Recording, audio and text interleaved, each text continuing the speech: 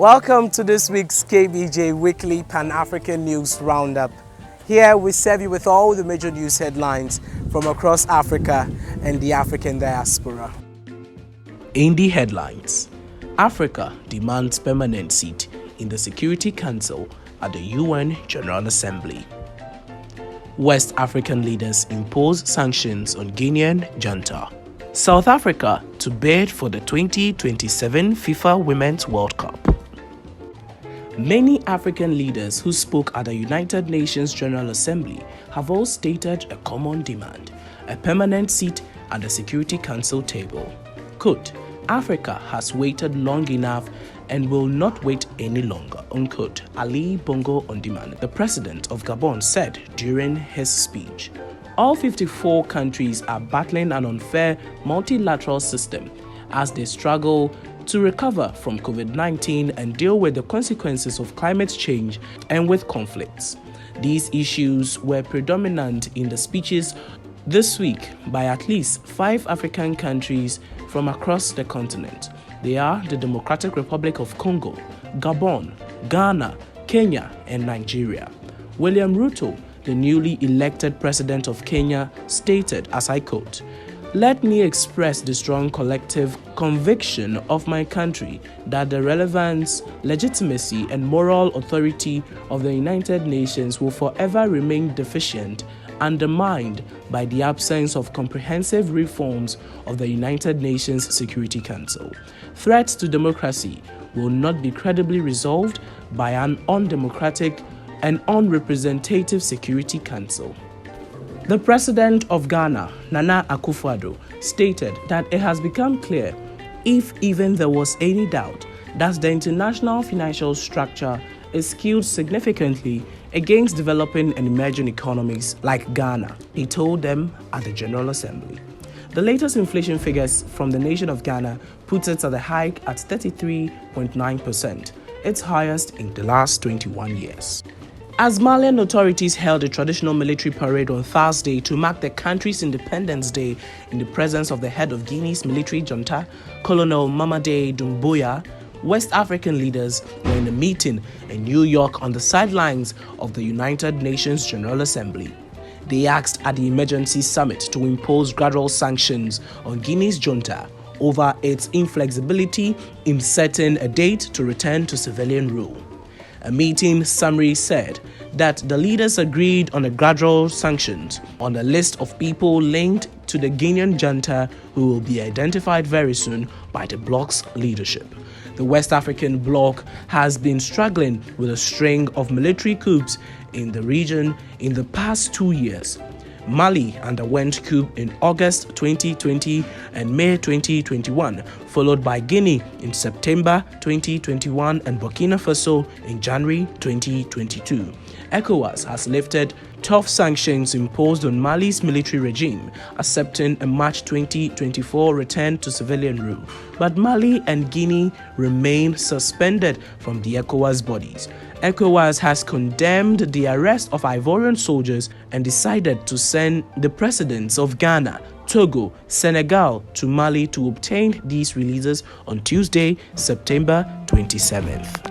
Equatorial Guinea's president, Theodore Obiang Nguema Mbasogo, who has ruled the country for 43 years, has confirmed he will stand again in November's election. His son and Vice President Theodore Nguema Obiang Mangui made the announcement via Twitter on Friday, saying it was because of his charisma, his leadership, and his political experience. Obiang's Democratic Party of Equatorial Guinea holds 99 of the 100 seats in the ongoing lower house of parliament and all 70 of the Senate seats. Over the years, the country has become increasingly dependent on oil and gas, which makes up around 75% of revenue, which is mostly in the hands of a small number of people.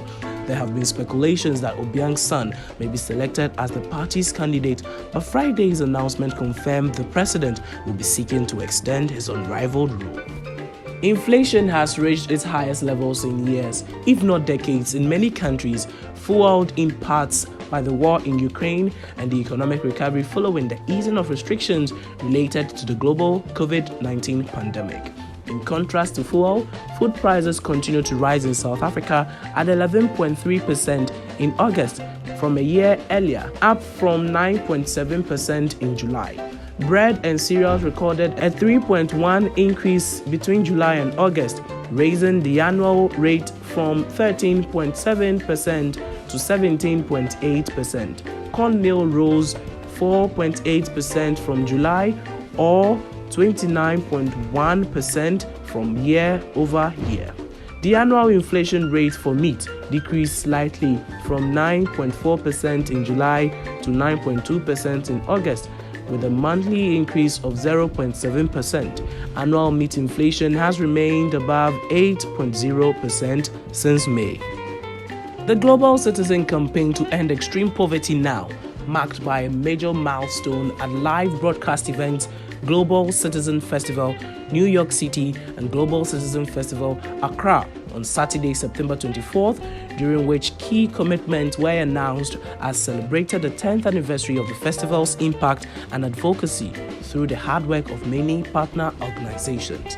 The 2022 Global Citizen Festival saw more than $800 million announced to end the extreme poverty now, and $1.6 billion announced by the European Commission and Canada as part of the 7th replenishment of the global funds to fight AIDS, tuberculosis, and malaria on September 21st. In addition to the announcement of the 5 companies signing on to the UN-led Race to Zero initiative to react to net zero emissions by 2050. Of this funding, more than $440 million was earmarked exclusively to initiatives to end extreme poverty on the African continent, with a reminder intended to reach people around the world, including across Africa. With stages in Accra and New York, the events captured global citizens' ethos, channeling an electric array of musical talent to support of our efforts to end extreme poverty now and build momentum ahead of the G20 Summit and UN Climate Conference COP27, both in November. The concert at the Black Star Square in Accra was headlined by Usher, who literally ushered in other artists from across Africa, namely the DWP Academy, Phils, and Tiwa Savage. Sarkodie, Stonebwoy, Stormzy, Jackie, Thames, Caesar, Yautog, Kwesi Arthur, among other artists, lit up the stage with performances of their record hits. This year is the 10th anniversary of the Global Citizen Festival. South Africa, which hosted the Men's FIFA World Cup in 2010, intends to bid to host the 2027 Women's edition, the South African Football Association (SAFA) announced last Tuesday. Quote, "We would love to have the opportunity to roll out the red carpet again in 2027 for the women's tournament," SAFA's chief executive, Tagobo Motlate, told the media. The decision was made last weekend at the Federation's Executive Council meeting. The Netherlands, Belgium, and Germany have already made a joint bid. South Africa was in running to host the women's competition in 2023 but withdrew. In 2010, the Southern African country became the only African country to host a World Cup. The 64 matches held in 1 month took place in 10 stadiums, 5 of which were purposely built. These facilities are now used by soccer and rugby teams. South Africa, Morocco, Zambia, and Nigeria are the African countries that have qualified for the Women's World Cup in 2023, which will be hosted by Australia and New Zealand. Cameroon and Senegal are among 10 teams to have qualified for the playoffs, which will happen in February 23, with 3 places up for grabs. Double Olympic champion Eliud Kipchoge has broken his own men's marathon world record at Sunday's race in Berlin. The 37-year-old Kenyan crossed the line in a time of 2 hours, 1 minute and 9 seconds to beat 30 seconds, his previous best, set 4 years ago in the German capital city. He has previously taken 1 minute 20 seconds off compatriot Dennis Kimito's 2014 record of 2 hours, 2 minutes and 57 seconds in Berlin. Kipchoge had played down his chances of a world record in the build-up. Quote, "I am happy with my preparation and I think I was so fast because of the teamwork. Everything is down to teamwork." Unquote. What motivates is my family, and I want to inspire young people. Sports unites people, and that is what motivates me. Unquote. On an overcast day in Berlin, Kipchoge, who has now won 15 of his 17 career marathons, ran the first half of the 26.2-mile race in 59 minutes, 51 seconds, prompting thoughts that he may become the first runner to break the 2-hour mark in an official race. A Tanzanian film has been shortlisted for an Academy Award, ending a 2-decade wait for the country's participation in the award. The film, Vuta Inkuvetu, which means hard struggle in Swahili, has been shortlisted in the Best International Film category at the 95th Academy Awards.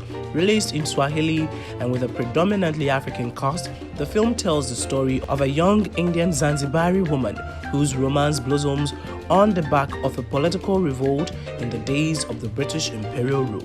Quote, "The future of Tanzanian cinema is finally in our hands.